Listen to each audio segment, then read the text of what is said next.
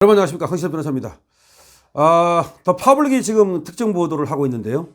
방석집, 횡령, 음주운전, 문영배 재판관의 과거 판결들 이상하다. 공정과 상식 어디 갔나. 자, 이제 문영배를 탈탈 털고 있습니다. 문영배가 과거 어떤 판결을 했는지를 보면 이 인간이 어떤 사상을 갖고 있는지, 그리고 어디에 편향되어 있는지를 알 수 있습니다. 지금 문영배가 썼던 글들이 전부 다 이제 검증의 대상이 됐습니다만은 이제 문영배가 했던 판결들을 들여다보기 시작했습니다. 그런데 놀라운 일이 있습니다. 성폭행 가해자 권리가 피해자의 권리보다 중요하다? 그런 듯한 판결. 수백억을 횡령했는데 사용처를 설명 못하면 그냥 넘어간다? 이상한 판결. 직업에 따라 판결이 달라진다? 즉 유권무죄, 무권유죄, 유전무죄, 무전유죄, 방석집 등 간접 경험이 판결에 도움이 됐나? 즉 방석집을 가본 것이 뭔가 판결을 하는데 영향을 미쳤나? 이런 얘기가 나오고 있습니다. 구체적으로 보겠습니다. 자, 윤석열 대통령 측이 1일 문영배, 이미선, 정계선 재판관이 탄핵 심판 심리에서 빠져야 한다는 의견서를 헌법재판소에 제출했습니다. 즉 회피 의견서죠. 문영배 너 빠져, 이미선 너 빠져, 정계선 너 빠져. 탄핵 회피 의견서를 헌법재판소에 제출했습니다. 그런 가운데 말이죠, 이들은 더블당 인사들과 교류가 잦았다는 것입니다. 그리고 정책으로도 더블당 쪽으로 편향되어 있다는 겁니다. 그래서 공정한 재판을 기대하기 어렵다는 것이죠. 이런 가운데 문영배 헌법재판관이 맡았던 과거 사건들이 재조명되고 있습니다. 국민의 상식에 맞지 않는 판결들이 많이 있었다는 겁니다. 즉 문영배가 한 판결 중에서 뭔가 국민의 상식과 동떨어진, 뭔가 약간 이상한, 어쩌면 경악스러운 그런 판결들이 보인다는 겁니다. 첫 번째, 미성년 성폭력 피해자 영상 진술 증거 채택은 우연이다. 이게 무슨 얘기냐. 자, 지난 2021년 19세 미만 성폭력 범죄 피해자가 법정에서 증언하지 않아도 영상 녹화물에 담긴 진술을 증거로 인정하는 법조항이 헌법에 어긋난다는 헌법재판소 판단이 나왔습니다. 이게 무슨 말입니까? 원래는 보세요. 미성년일 때 당했어요. 성폭행을 당했어. 그런데 거기 그 친구가 법원에 나와서 증언하라면 그 가해자도 옆에 있는데 증언하겠습니까? 그래서 어떤 제도를 만들었냐면 이 19세 미만 어린 이 성폭행 피해자가 영상 증거를 경찰이나 검찰에서 만들었을 때 그것이 법원에 제출이 되면 그 미성년자가 직접 나와서 증언하지 않아도 그거를 증거로 쓸 수 있다. 이런 법을 만들었거든요. 왜냐, 영상이니까. 영상으로 남겨가지고 전부 다 남깁니다. 그러니까 뭐 검사가 영상을 만든다 하더라도, 또 뭐 경찰이 영상을 만든다 하더라도 처음부터 끝까지 자유롭게 그렇게 해가지고서 그거를 이제 법원에 내면 그거 가지고 유죄를 판결할 수 있도록 하는. 왜냐, 법원에 나와가지고 그 미성년이 다시 또 증언한다는 것이 가혹하기 때문에. 근데 그걸 갖다가 우연으로 판결했다는 거예요. 그러면은 그럼 미성년 그 성폭행 피해자는 그럼 법원에 꼭 나와야 된다. 너무 가혹하잖아. 바로 그런 겁니다. 성폭력법 처벌법 제30조 1항에 따르면 성폭력 범죄 피해자가 19세 미만이거나 장애로 인해서 사물의 변별 능력이나 의사결정이 능력이 미약한 경우에는 그 진술을 확보해 보존하도록 규정하고 있고, 같은 법 제30조 6항은 1항에 따라 촬영한 영상물에 수록된 피해자의 진술은 공판기일에 피해자나 조사에 동석한 신뢰관계에 있는 사람 또는 진술 조력인의 진술에 의해 진정함만 인정되면 증거를 할 수 있다고 규정하고 있는데, 바로 2021년 헌법재판소가 이 법률을 우연으로 판단해버린 거예요. 그러니까 이거는 상당히 피해자 쪽에 쓰지 않고 가해자 쪽에 쓴 거 아니냐. 그때 이 우연으로 판결한 6명이 누구냐면 바로 문영배, 유남석, 이석태, 이은혜, 이종석, 김경 재판관인데, 물론 제가 이제 법조인이기 때문에 이걸 무조건 잘못한 판결이다 이렇게 보기는 어려워요. 다 따지는 것이 있고 또 점검해야 될 것이 있고, 어쩌면 피해자의 말만 듣고 가해자를 처벌하는 것은 그 가해자한테 억울한 일이 될 수 있기 때문에 저는 충분히 이 피고인의 반대 신문권을 보장해야 된다, 뭐 그런 건데 이해를 합니다. 하지만 어쨌든 문영배가 진보 하는 사람이고 인권 하는 사람이니까 말을 하는 거야.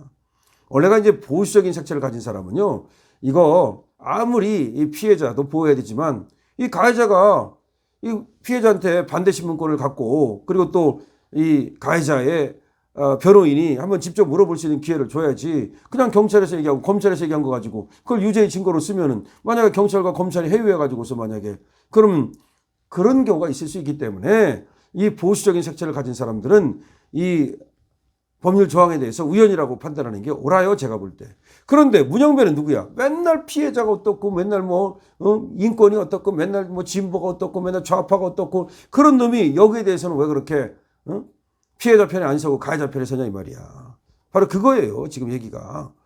그리고 얘가 지금 하는 거 보면은 그 판결이 전부 다 말 다르고 행동 다르고, 좌파라 그러는데 진짜 좌파인지도 모르겠어. 지가 필요할 때는 좌파였다가, 또 지가 필요할 때는 우파였다가 그런 사람 아닌가. 그러니까 패션 좌파, 조국 같은 놈. 그러니까 조국이가 말이죠. 못 부릴 때는 좌파였다가 돈 밝힐 때는 우파로 가가지고서 말이야. 막 그냥 사모판도 하고 돈 벌라고 난리 떨고 그 다음에 또 좌파라고 하면서 그럼 양심이 그러면은 말이야. 다른 학생들 무시하고 지 딸과 아들만 좋은 학교 보내가지고 의사 만들고 무슨 변호사 만들고 박사 만들고 그러려고 얼마나 나쁜 놈이에요. 겉다르고 속다르잖아요. 똑같은 이치입니다. 그러니까 차라리 말이나 하지 말고 그러면 누가 뭐라 그럽니까? 겉으로는 엄청나게 다른 사람 위하는 척 국민을 위하는 척 하면서 속으로는 집밖에 모르는 놈들, 지 가족밖에 모르는 놈들 바로 그런 게 아니냐 이 말입니다. 또 문영배가 한 판결 중에 이런 게 있어요. 회사 돈 129억을 횡령한 건축업자. 이 사람이 항소심에서 116억 원 다 무죄가 됐어. 원래 129억을 횡령했는데 이 129억이 다 횡령이 돼야 될 거 아니야. 근데 116억을 무죄로 판단했다고. 왜? 116억에 대한 증거가 없다는 거야. 이게 무슨 말이냐 이거야. 이게 지난 2014년 문영배가 부산고법 형사부 1부에서 부장판사로 재직할 때 있었던 일인데 회사 돈 129억 원을 횡령했어요. 그래가지고 이자가 이제 징역 3년에 벌금 25억 원의 원심이 됐는데 근데 이걸 깨고 나서 항소심에서 얘가 항소심 판결을 했거든. 징역 2년으로 감해졌습니다. 근데 왜 감해졌냐 보니까 지금 이 사람이 2007년부터 2010년 10월까지 했었던 129억 원을 횡령해서 사적인 용도로 사용하고 법인세 26억 원을 탈루한 혐의로 기소가 됐던 건데 이 재판부는 뭐라고 말했냐. 이제 문영배가 뭐라고 말하는 거 보세요. 신 씨가 이 범인이 5년 10개월간 1078회에 걸쳐 112억 원을 출금했는데 그 목적이나 사용처를 일일이 설명하기는 어려워 보이고 가지금 지급은 상법상 이사의 결의를 요하지 않는다. 또 검사가 제출한 증거만으로는 신 씨의 자금 유용을 입증하기 어렵다. 이게 무슨 말이야. 회사 돈을 갖다가 빼갔으면 그놈이 쓴 거지. 그놈이 입증 못하면. 근데 얘가 영수증 같은 거 지금 또 검사가 어디다가 얘 썼는지 이걸 밝혀내야지. 그걸 밝혀내지 못한다. 그래가지고서 이 12억 8천만 원에 대해서는 피고인 개인의 이익을 위한 것으로 볼 수 있고 나머지는 전부 다 무죄다. 그러니까 129억 횡령했는데 12억 8천만 원만 횡령한 걸로 인정하고 나머지는 증거가 없다 그러면서 무죄를 때려버렸다고. 근데 이게 말이 안 되는 것이 회사 돈을 갖다 어떤 놈이 빼가면 그 놈이 입증을 해야지. 그 놈이 횡령한 거지. 그럼 어디 갔어 그 돈. 그러니까 상당히 1심을 그런 식으로 이제 깨버린 건데 이 문영배가 지금 보면은 지 멋대로 조금 판결을 하지 않느냐 이런 겁니다. 아니 5년 동안 약 100개가 넘게 112억 원을 출금했으면 그 목적과 사용처가 지가 어디다 썼는지를 범인이 알잖아요. 그럼 범인이 어느 정도는 그걸 대야지. 그걸 못 대면은 그러면 그 유죄지.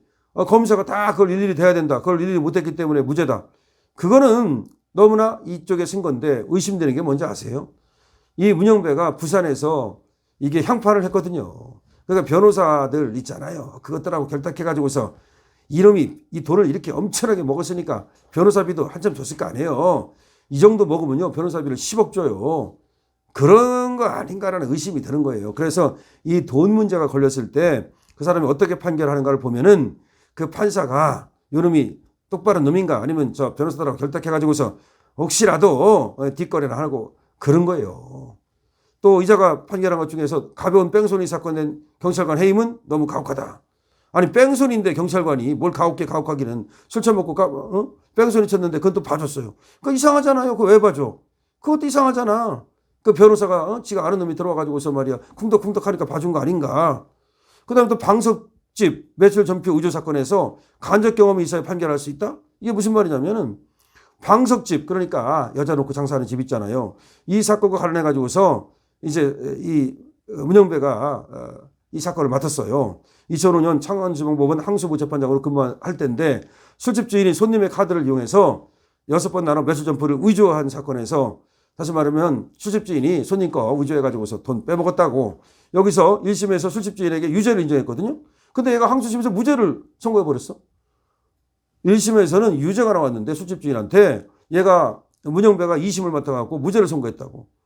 그러면서 손님 3명이 1시간 30분 만에 맥주 6박스를 먹었다는 사실에 의문을 품고 아니 1시간 30분 만에 손님 3명이 맥주 6박스 먹을 수 있어요. 근데 이거 의문을 품고 검사가 약식 기소한 사건인데 술집 주인이 정식 재판을 청구했던 사건이거든요.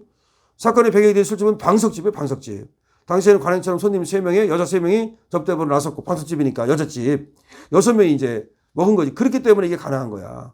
그래가지고서 어쨌든 간에 이제 사건이 있었는데 기소한 검사는 뭐라고 말했냐. 이런 방석집 시스템을 알지 못했고 당시 손님 중 일부가 위증을 해서 1심에서 술집 주인이 유죄를 선고받았다.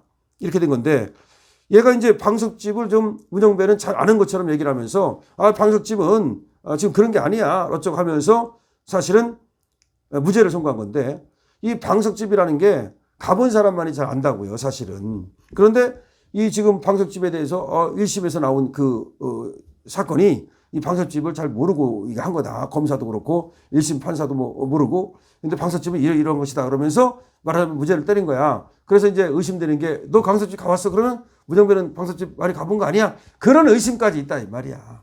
지금 문영배에 대해서 이런저런 판결을 갖다가 제가 그냥 요약해서 말씀을 드렸는데 어쨌든 문영배 판결까지 탈탈 털리고 있습니다. 물론 일도 양단적으로 말할 수는 없어요.